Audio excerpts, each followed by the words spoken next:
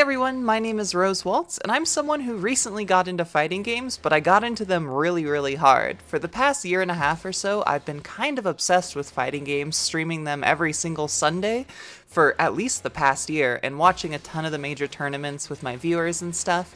And I've noticed that there are a lot of fighting games that people have never heard of or never tried and don't really know how to get into them. So with this new series, I want to kind of jump into a lot of different fighting games and kind of see what the new player experience is like and see how the fighting games flow and what they're like.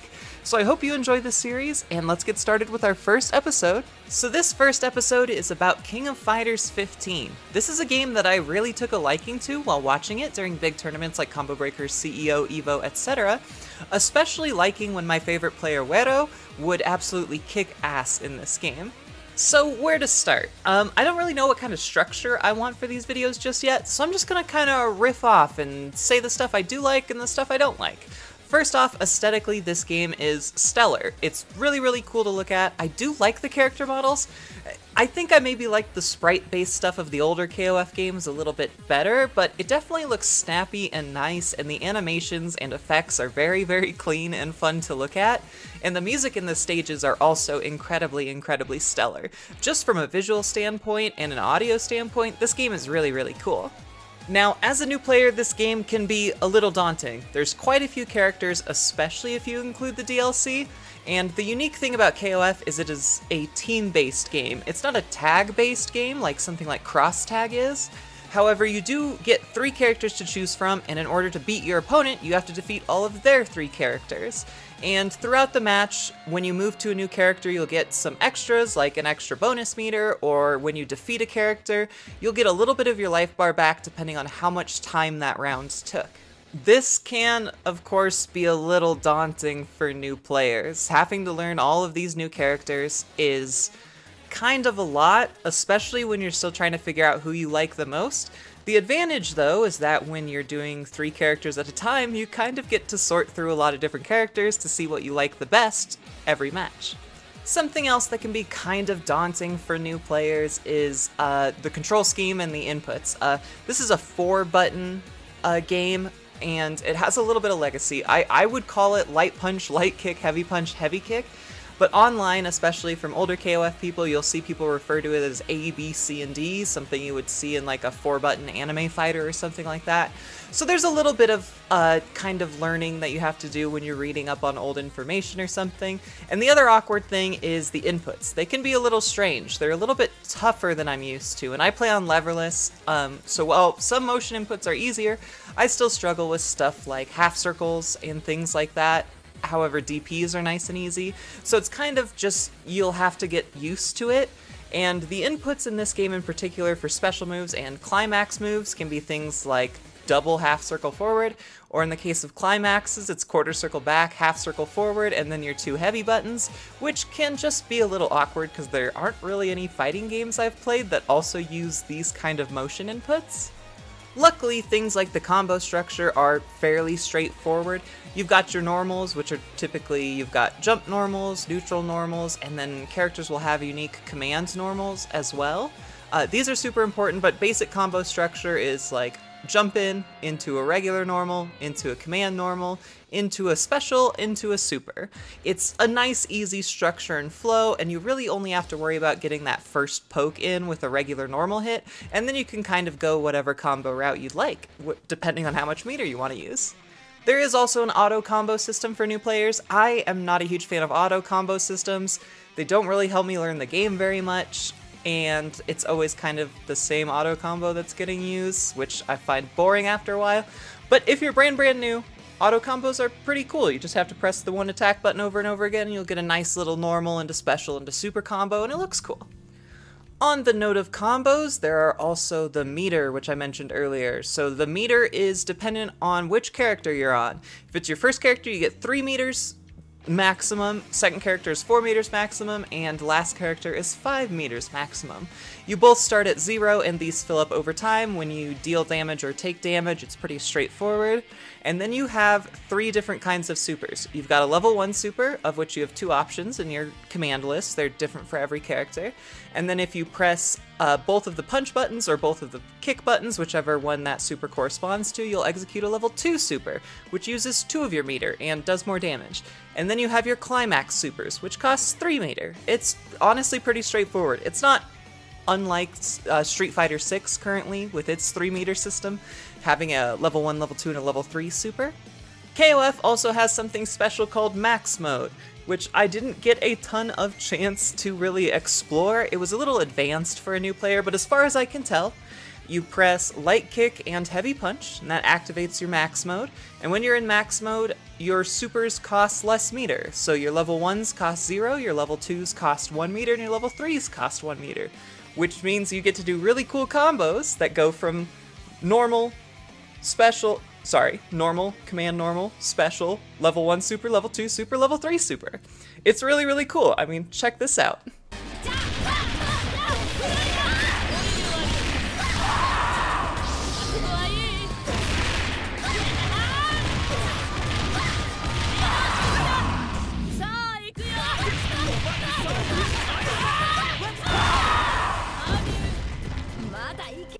Now, on its surface, that might be straightforward, all of the stuff we've talked about so far regarding combat. It's also a hold back to block fighter, like a lot of 2D fighters are. However, there is a lot of advanced techniques that I, as a new player, playing through the story mode, playing a couple online matches, didn't really delve too deep into.